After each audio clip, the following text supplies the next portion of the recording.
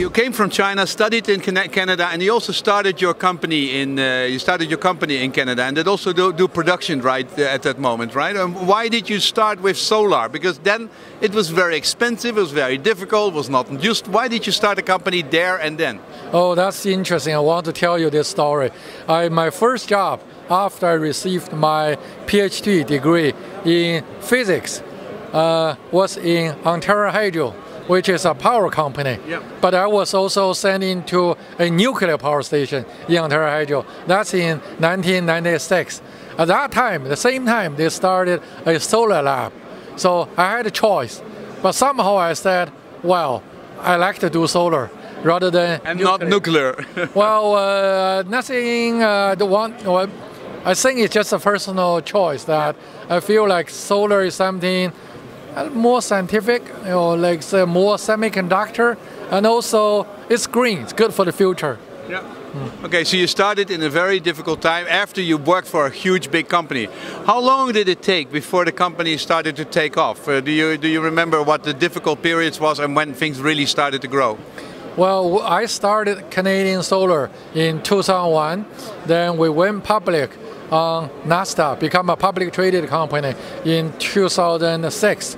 But over the past 17 years, every year we grow. So it's a continuous growth path. Yeah. And you've also started production in China, but also in other places around the world, huh? Yeah, we are now producing in 6 different countries in the world. Yeah. And which other countries do you have big factories? We have it in Canada, and Brazil, China, Vietnam, Thailand, Indonesia, and actually Taiwan. So 7 countries. 7 countries. So we just invented another country. Oh. Now, what are because the machines are everywhere the same, right? I mean, the methods are all the same. What is the difference to produce in different countries in terms of labor, logistics, etc.?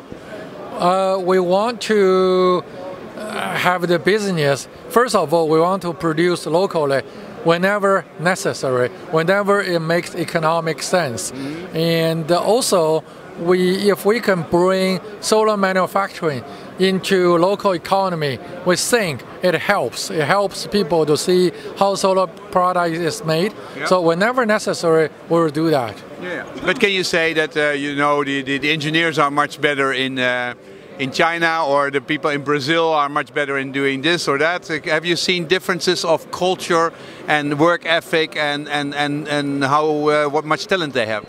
All the people in the world are good people. You have to give them good training. You have to give them opportunities. In all these 7 countries, we have good employees and we train good engineers. So I really believe that all the people are good people. You just to trust them and give them opportunities.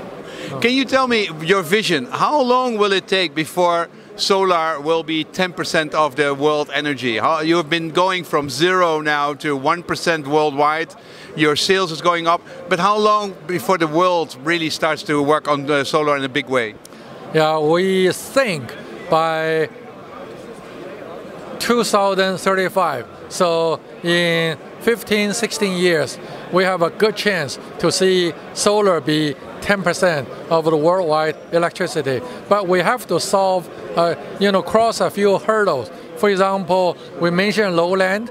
Actually, land use is a hurdle because solar needs space. So we have actually developed a floating system.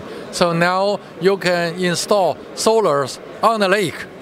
Yeah. So this is why I said maybe we should work together to fill the Dutch lowland with solar. Use our floating solar system.